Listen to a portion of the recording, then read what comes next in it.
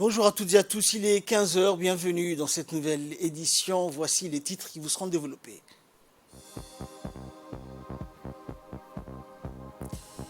Les experts de 15 pays membres sur les 17 de la région du Sahel autour de la table pour la clôture sur l'atelier du comité de pilotage de l'étude de préfiguration du mécanisme financier. Et France-Arabie Saoudite, Mohammed Ben Salman, le prince héritier, a été reçu par Emmanuel Macron à l'Elysée.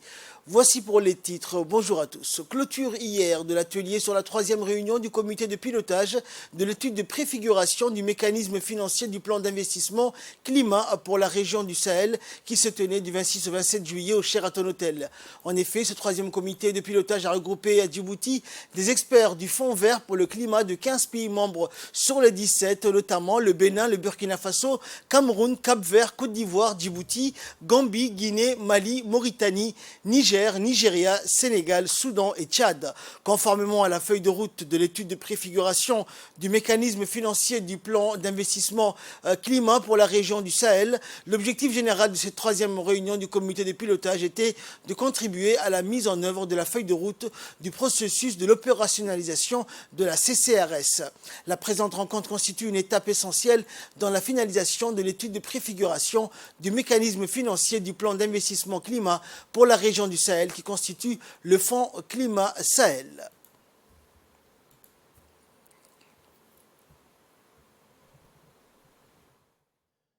Cette réunion à laquelle effectivement nous venons de prendre part est la troisième session du comité de pilotage des études de préfiguration pour la mise en place du Fonds Climat Sahel.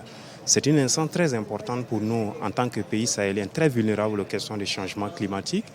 Et les résultats que nous venons d'atteindre à l'issue de ces travaux sont assez remarquables pour effectivement permettre à nos pays d'aller de l'avant dans les actions de lutte contre les changements climatiques. En effet, ce qui a permis effectivement à cette session, c'est de mettre en place, comme on le dit, la validation de l'étude globale qui va permettre de mettre en place ce fonds climat. Et vous savez quelle est la grosse préoccupation de nos États? C'est notamment la question de la mobilisation des ressources pour mettre en œuvre les projets climatiques. Donc, arriver à ce niveau de résultats pour un processus qui a plus près d'un an, ce sont des résultats assez remarquables et qui vont permettre désormais, effectivement, comme vous l'avez dit, de soumettre ces documents à la rencontre ministérielle qui est prévue normalement en septembre. Et lorsque effectivement ces documents seront validés par les ministres, ces documents seront par la suite soumis au chef d'État et qui vont acter même la création effectivement de ce fonds climat sur le Sahel qui sera effectivement sous les auspices effectivement du secrétariat permanent de la commission climat pour la région du Sahel. Donc voilà, en tout cas, ce sont des résultats très intéressants pour nous. Et cette feuille de route qui a été déclinée également nous permet de suivre au jour le jour et de faire le point à nos différents ministres au niveau pays pour qu'effectivement la dynamique qui est enclenchée soit portée par les politiques au plus haut niveau et qu'effectivement il n'y ait pas une suspension ou une mise en arrêt du processus que nous venons de commencer avec ces différents travaux. Écoutons également les participants à cette réunion. On est très content de participer à cette importante réunion ici à Djibouti. Alors, cette réunion, comme vous le savez, marque presque l'aboutissement de l'étude de préfiguration du Fonds climat du Sahel. Et le 4C Maroc, au nom du Royaume du Maroc, est très, très content d'avoir apporté son appui financier, mais également son appui technique à cette importante étude. Alors, ici, à Djibouti, on est en train de finaliser les derniers livrables qui vont permettre par la suite de rendre tangible le Fonds climat du Sahel et qui vont permettre aux pays du Sahel d'avoir un fonds novateur qui va leur permettre de financer leurs projets en termes d'adaptation au changement climatique, parce qu'on sait que les effets du changement climatique sont très visibles et sont très néfastes aujourd'hui en Afrique, notamment dans la région du Sahel. Et donc le fonds va permettre de financer en priorité les projets relatifs à l'énergie, ceux relatifs à l'agriculture ou ceux relatifs à l'eau. Donc nous sommes très contents d'être ici et nous remercions les autorités djiboutiennes qui ont permis que cette réunion importante se tienne ici à Djibouti. Le premier groupe de pèlerins djiboutiens a quitté la Terre Sainte, se dirigeant vers Djibouti, la capitale, après avoir effectué le Hajj et la Umrah. Les membres de la délégation du Hajj ont pris toutes les mesures nécessaires pour faciliter le retour en toute sécurité des pèlerins vers le pays. Avant leur départ de la Terre Sainte, les pèlerins djiboutiens ont effectué la circumambulation d'adieu. Il convient de noter que le gouvernement du Royaume d'Arabie Saoudite accorde une attention particulière au service des pèlerins. Il est également indiqué que le Royaume a mobilisé tous ses potentiels et énergies humaines et matérielles afin de mener à bien l'œuvre du Hajj et de servir les pèlerins qui viennent de toutes parts. Et la caméra de la Société nationale de la radio-télévision de Djibouti a capté les impressions et les réactions des pèlerins djiboutiens. Les pèlerins ont exprimé leur remerciement et leur gratitude envers Dieu et qui les a destinés à accomplir le Hajj obligatoire. D'autre part, les pèlerins ont tenu à exprimer leur remerciement au comité d'organisation du Hajj mis en place par le ministère des Affaires musulmanes, de la Culture et des Biens Warf, qui, ont-ils dit, a mis tout en œuvre pour que leur activité de pèlerinage se déroule dans de bonnes conditions.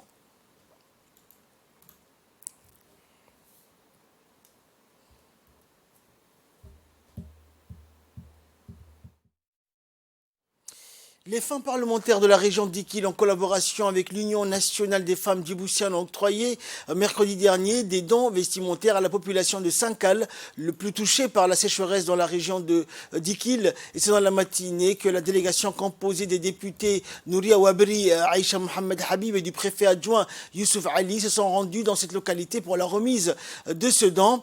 Ces dons, donc composés de couvertures de nattes et d'habits aux enfants âgés de 1 à 2 ans et aux femmes, viennent à point nommé et viennent compléter l'effort du gouvernement envers les familles de cette localité sinistrée par la sécheresse. À ce propos, plus de 150 familles ont bénéficié de ce geste vestimentaire.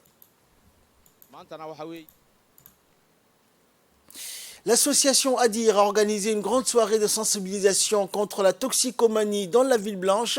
Cette soirée a vu la participation des autorités locales, des représentants du FNUAP, des représentants de la société civile et des jeunes de la ville blanche. Cet événement s'inscrit dans le cadre du programme de sensibilisation contre 5 phénomènes sociaux dangereux que sont les violences basées sur le genre, incluant les MGF, la grossesse non désirée, les IST et le VIH-Sida et la toxicomanie. En effet, à travers des pièces de théâtre, des poèmes et la musique et la projection des vidéos animées, la population a pu être sensibilisée sur les dangers et les phénomènes et pratiques précités.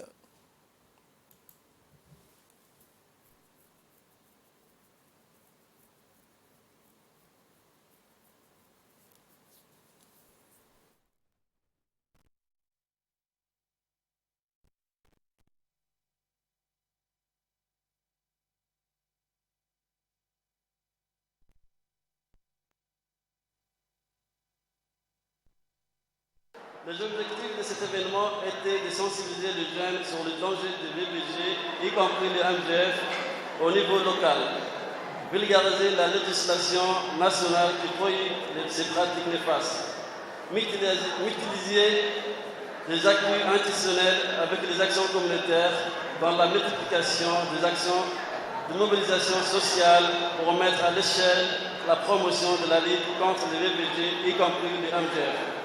Donner aux jeunes la possibilité de parler de cette information et d'acquérir des capacités en matière de prise de décision. Nous avons opté pour l'approche communautaire afin d'attirer l'attention des jeunes à travers les théâtres participatifs, la projection des vidéos, les poèmes et la musique. Dans le cadre de notre programme, nous clôturons ce soir nos activités par une soirée musicale à travers laquelle nous avons tenté de passer un message sur les dangers et impacts de la toxicomanie. Écoutons à présent la représentante du FNUAP qui a pris part à cette soirée. Qui sont la force vive de notre pays. Si cette jeunesse n'est pas épargnée des fléaux, nous n'aurons plus d'avenir dans ces pays.